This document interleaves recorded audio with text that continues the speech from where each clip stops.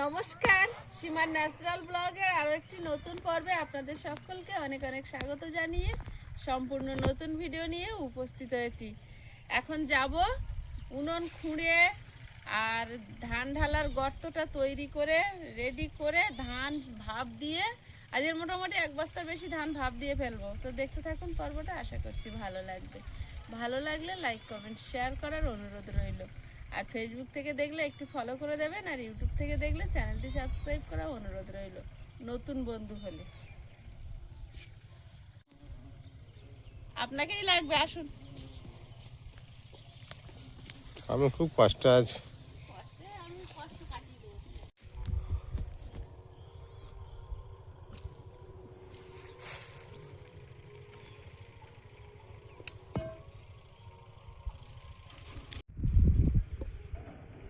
কতটা খুঁড়বে?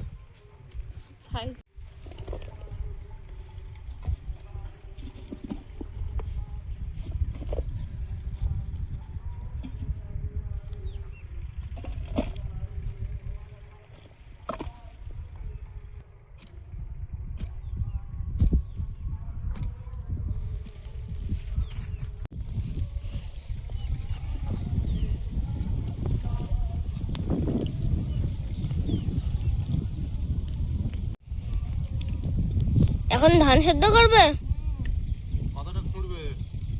কত হবে? না সাইজ করতে হবে না।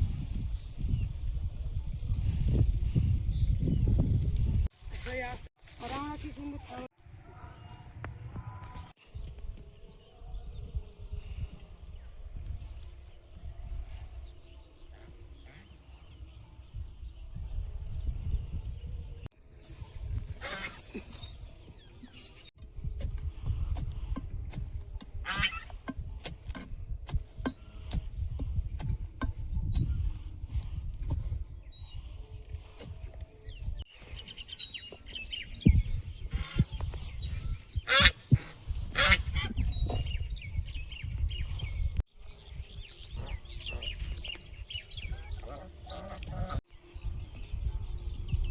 মা কষ্ট হয়ে যাচ্ছে মনে হচ্ছে দেখে, তো তাই লাগছে।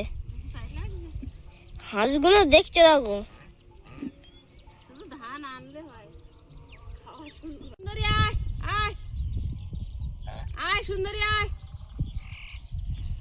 সুন্দরী দেখতে দেখ, খালি পাত্র না ভর্তি। এই গর্ত তো ছোট পড়বে, আর একটু খুঁজলে খুঁড়তে হবে। চালা না,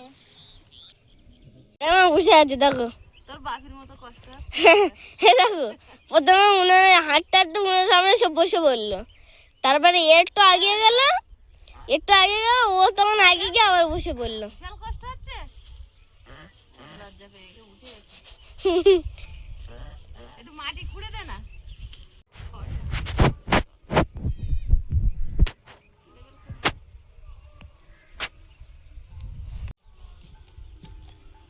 এই তো অনেকটা হয়েছে, আর করতে লাগবে।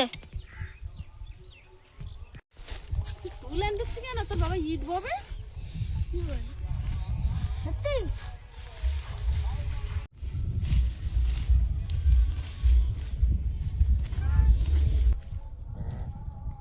এই জায়গাটা কি করবে তুমি?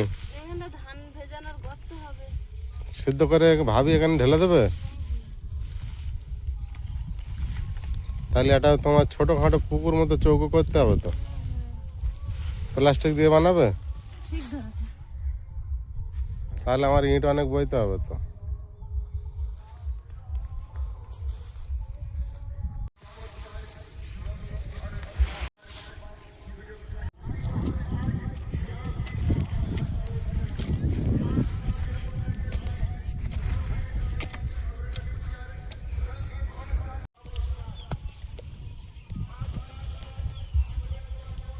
এইখানকার ইটগুলো নেই।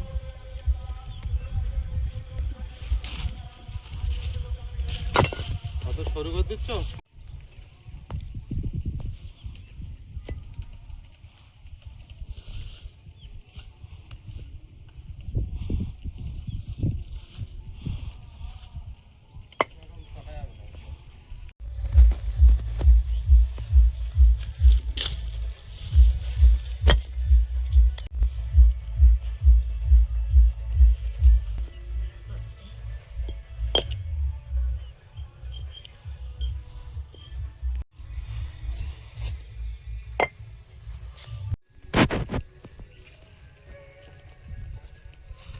বিরাট কষ্ট হচ্ছে কেন বলো না?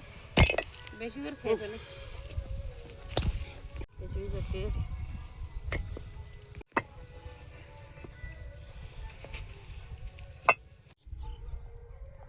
পেয়েছো? ওটা দেখে আয়ুষ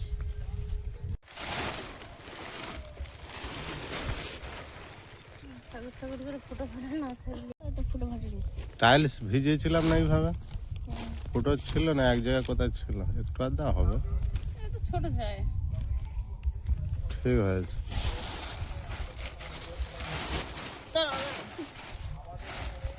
জল ছাড়ো গে দেখি পাইপ বেঁধে এর মধ্যে বসবো, এর মধ্যে বসে বসে চান করতে হবে। হ্যাঁ এর মধ্যে বসে বসে চান করতে হবে। এখনই দেবে জল?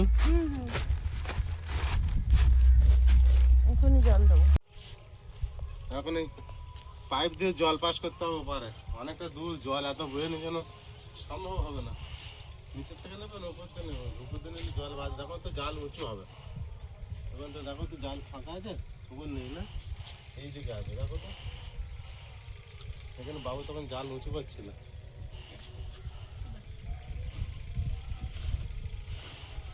গাছগুলো একটু সাবধানে, এটা না ইটের ওপর দিয়ে দিলি গাছের উপর পড়ছে না। কিছু হবে না, আস্তে করে দাও না, ঠিক থেকে যাবে, হয়ে যাচ্ছে। উঁচু করে দিলে জলটা আবার যায় না, ঠিক আছে ছাড়ো দেখি। স্পিড কম তো ওপারে যাবে না। জল দিয়েছে? এসে এসে হ্যাঁ এসে আচ্ছা। ধানের বস্তা নিয়ে চলে আসো। ধানের বস্তা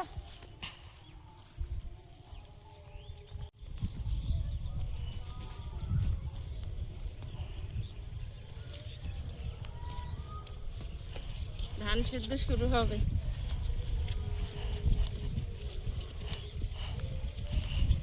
মা, জল খানিকটা আমার হচ্ছে ফেলে দিতে হবে, তুমি গিয়ে দেখো।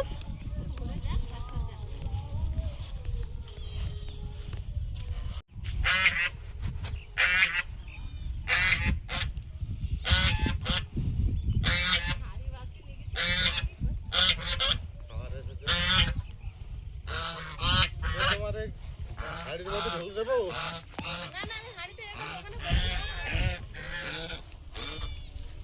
বলছে এই তো আমার বস্তা আসছে, খাবার এসে যাচ্ছে।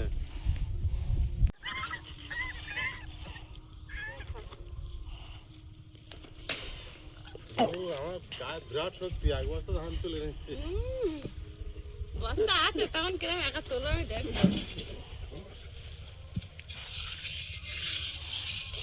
ওই ছোটগুলো নিয়ে আসছে। হ্যাঁ ছোটগুলো আজকে বাড়ির ধান সিদ্ধ হবে, নিজের একদম।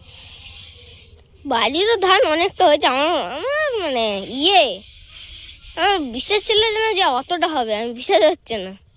বিশ্বাস ছিল না অতটা হবে, যতটা হয়েছে তাই না? হুম। না মানে অনেক প্রচুর ধান মারা গিয়েছিল না, ওতে হয়েছে।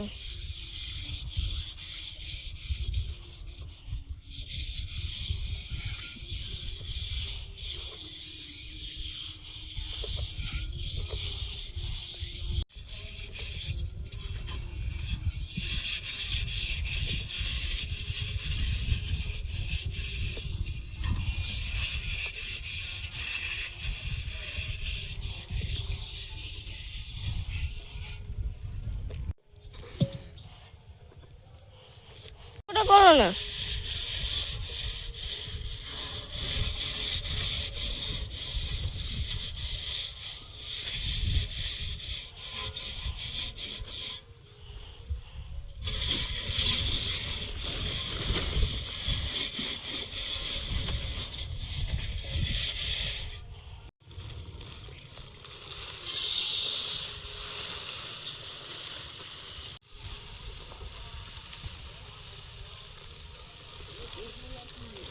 একটা গামলা নিয়ে আস।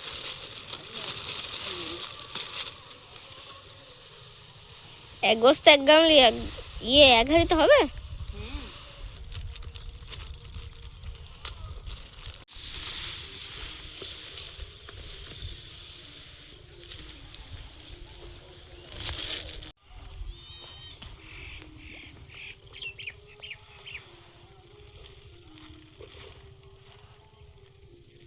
জল খেয়েছো? পাইপে হাত দিও না, জল উঁচু করলে যাবে না। বোতলের থেকে জল খেয়ে নাও, যাও। দূরের চাষের মাঠগুলো দেখুন, একেবারে সব হলুদ হয়ে গিয়েছে। সর্ষে গাছে সব ফুল এসে গিয়েছে, ফলও ধরেছে অনেক সর্ষে গাছে। আর মাঠগুলো অসাধারণ একটা দৃশ্য লাগছে।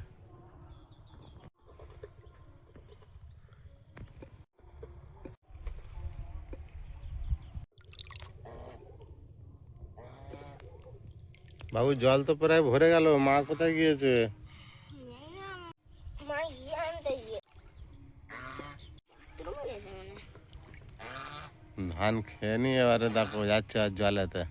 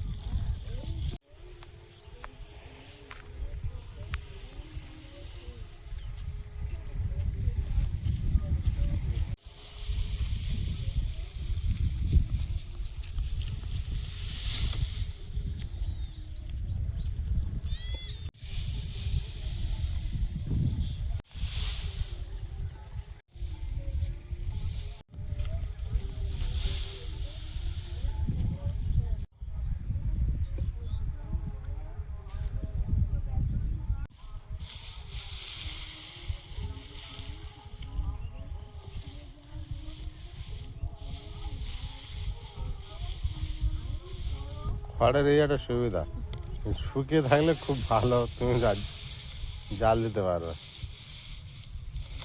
সঙ্গে সঙ্গে ধরে গেল। আমার একটা লম্বা ভালো লাঠি লাগবে। লাঠি তো অবশ্যই লাগবে।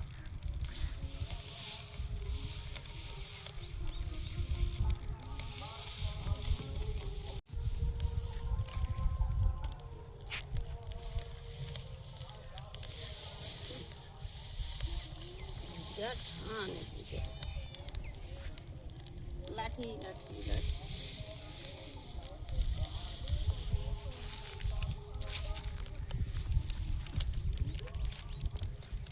ভালোই লাগছে তো, হুটো পাটা করে আর উনুনটা তৈরি করে বসে দিয়ে।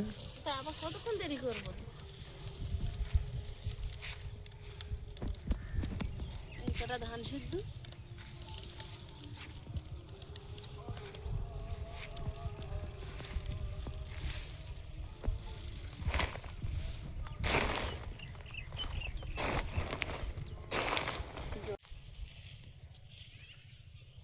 এই জাতে ভাব উঠে গেছে, এসব ঢেলে নেব, নিয়ে আবার নতুন জাত বসাবো।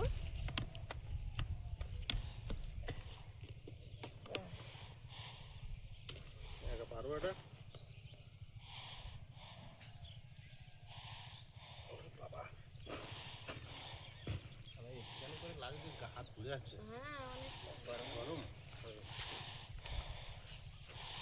কাজ করে ঢেলে দাও।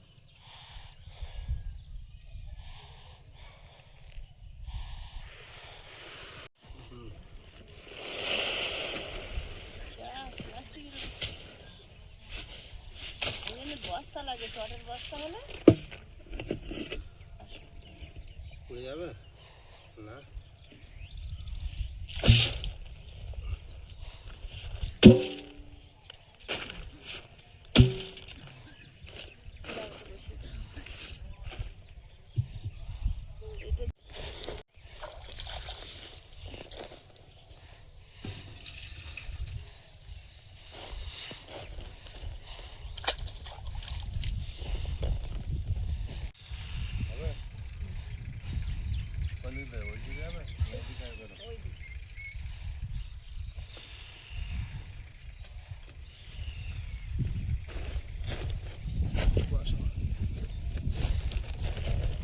পানিটা পিছিয়ে নিতে হবে।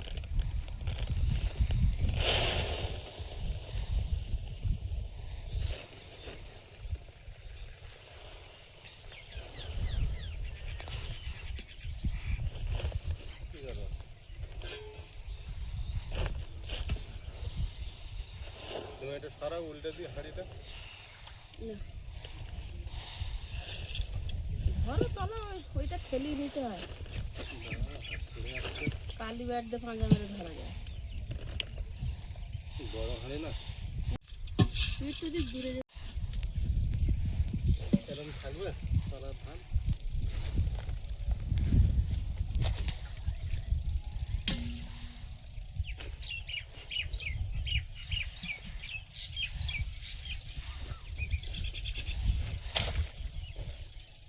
এই গরম ধান কিছু কিছু শুকনো হয়ে আছে। ভাব পেয়ে গেছে, এই গরম জলে পড়লে হয়ে যাবে।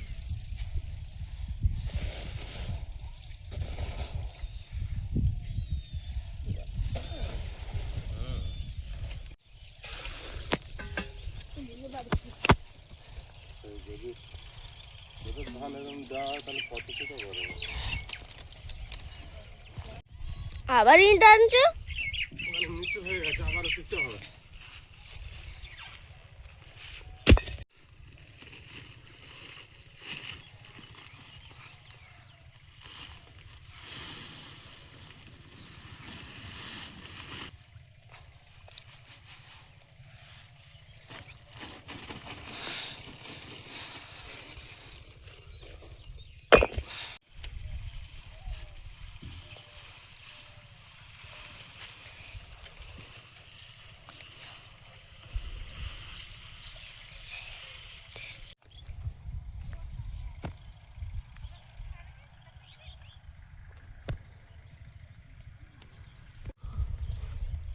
কোথায় যাবে? মায়ের কাছে যাবে?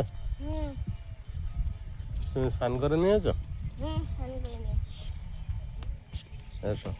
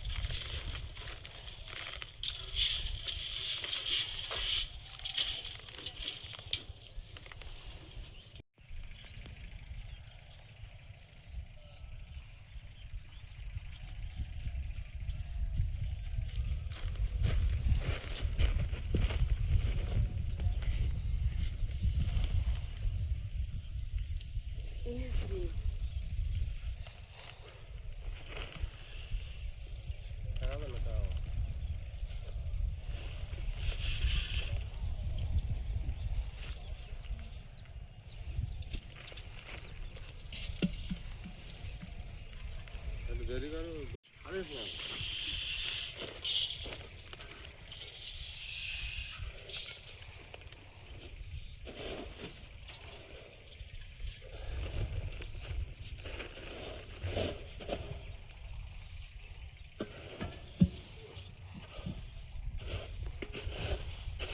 ধান এনে দাও, বুঝলে?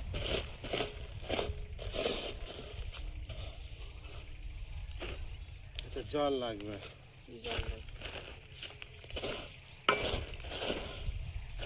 ও থাকে কোনো থাকে না।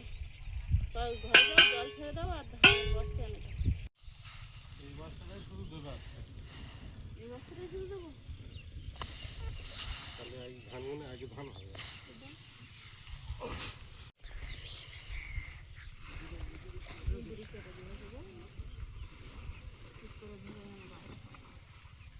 পারবে না?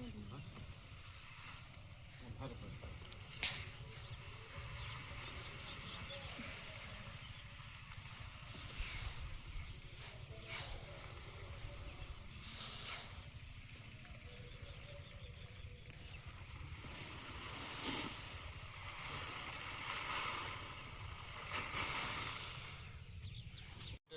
এসো তুমি, ধান ঢালতে হবে আবার। এই লাস্ট তো। হ্যাঁ শেষ হয়েছে আজকে।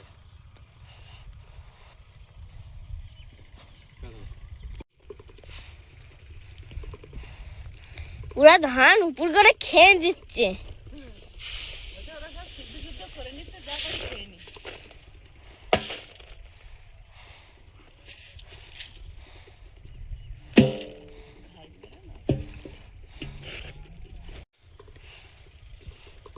পারবা?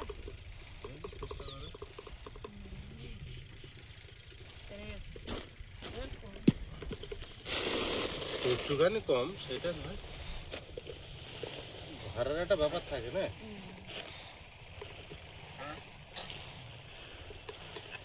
ছেড়ে দাও, হাঁড়ি উপরকে ছেড়ে দাও, ধান শুকনো।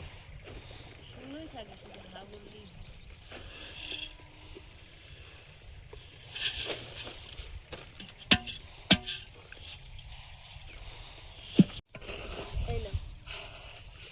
ওইদিকে ধান একদম যায়নি। আর জল ওই পা দিকে উঠে যাচ্ছে। আর জল দিও না তাহলে। ধানটা সব ঢেলে দিলে তো নেবে না মনে হচ্ছে নাকি। দেখছি, আমি ওইদিকে অতটা রাখতে চাইনি, এইদিকে আর একটু রাখতে চাইছিলাম। আমি টেনে নিলাম না।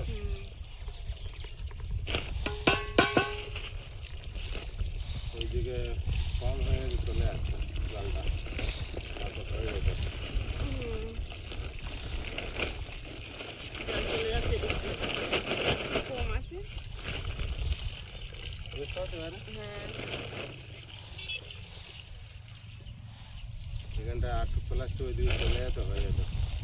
নমস্কার, আমার নাম আয়ুষ মণ্ডল। আমি একটি কবিতা বলবো। 26শে জানুয়ারি উপলক্ষে কবিতার নাম একেই বলে প্রজাতন্ত্র দিবস। কবি দুর্বা বেরা।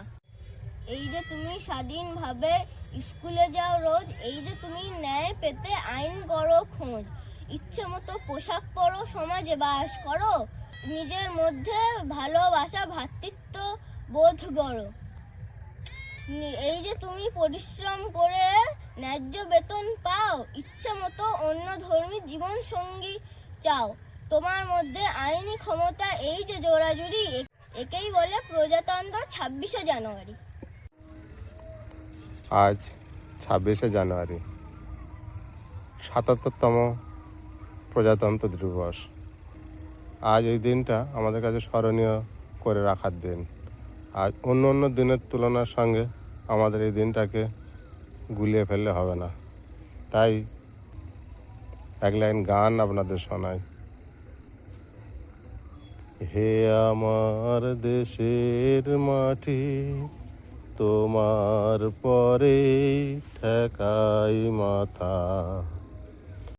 তোমাতে বিশ্বময়ী, তোমাতে বিশ্বমায়ের আঁচল পাতা। ও আমার দেশের মাটি, তোমার পরে ঠেকাই মাথা। ও আমার দেশের মাটি, তোমার পরে ঠেকাই মাথা।